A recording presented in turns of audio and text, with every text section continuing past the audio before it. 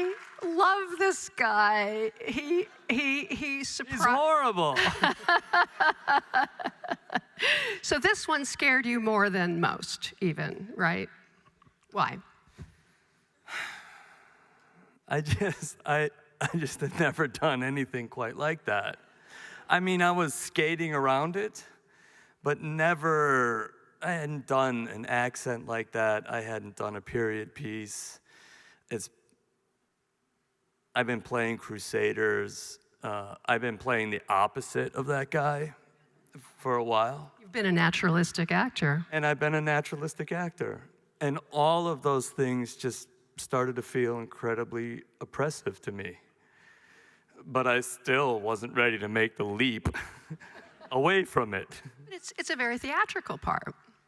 Well, it's really reminiscent of, like I said earlier, I've had a lot of theater friends reach out to me and like, listen, I've loved your work. I love it for such a long time. But to see you go back to that kind of playful, physical comedy that's so daring and broad was so exciting to me and reminded me so much of our lean days when, you know, it didn't matter.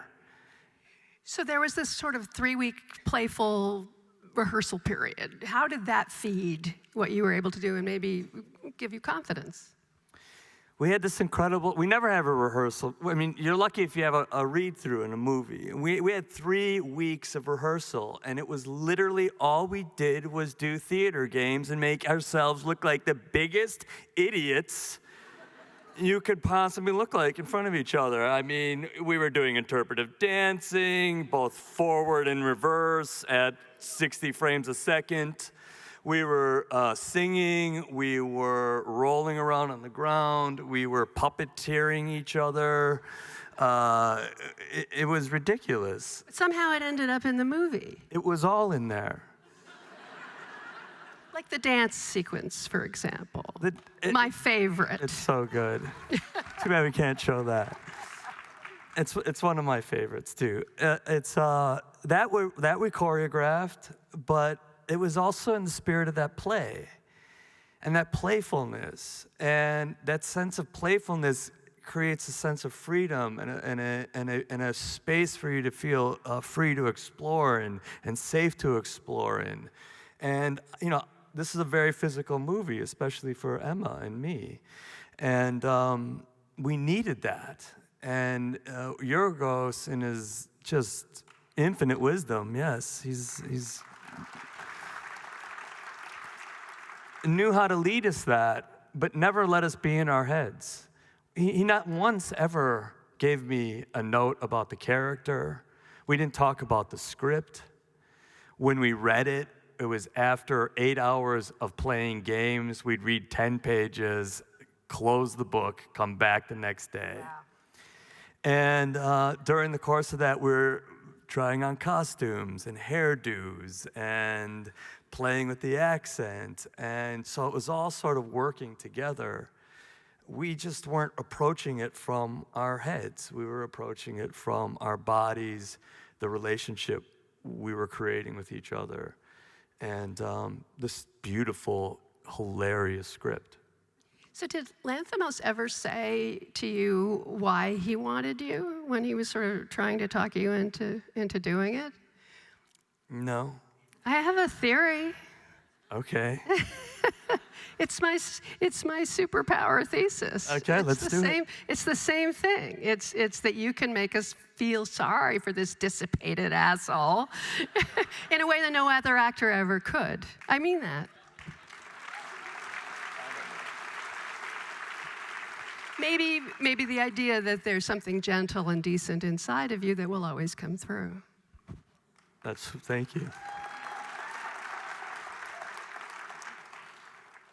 You know, he's so broken. He's such another child, and he's such a narcissist, you know. But when you tear away the layers of all of that projection and falsity, is probably the most insecure, damaged people And we got to see what we're seeing on the world stage in a comedy. But they're paper thin, you know? He's paper thin when it comes down to it. And maybe it's that we see him for the nothing that he really feels he is that gives us sympathy for him, maybe a little. I don't know. It's plausible. Or just what you said. Now, when he comes crawling back to Bella, you know, in the rain, it's just, it's great. It's such a great part. It's the best part ever. So what do you have coming up? What's next? You've got some TV series, it looks like. Hal and Harper. Oh yeah, I during the Screen Actors strike, SAG was encouraging actors to go out and make independents so that we could show the studios that it could actually be done. That, right? That we could make something and still honor the actors and honor this new contract that the actors were asking for, and it wasn't going to stop us from working. It was doable. And I really believed in that. I think, you know, what we need competition in the marketplace, and by making great independent films, it makes the other films better. And it lets other people get involved that normally wouldn't get a chance. So I did Hal and Harper, which is we did 10 episodes, 10 half-an-hour episodes for $5 million, which is impossible. And did you sell it? Not yet. They're still cutting it, but the idea is to sell that. So it's never been done. There's never been an independent television show ever made that was taken to market. So that's Cooper Raiff. Cooper Raiff, who did Cha-Cha Real Smooth. I don't know if you saw that, but he's a beautiful young filmmaker. So that was his idea to sort of, make a co-opt for filmmakers to make projects, and everyone had a piece of it if it sells. And then I'm going off to do Brad Ingleby's next film. He did a next TV show. He did Mayor of Easttown with Kate Winslet. It's really good.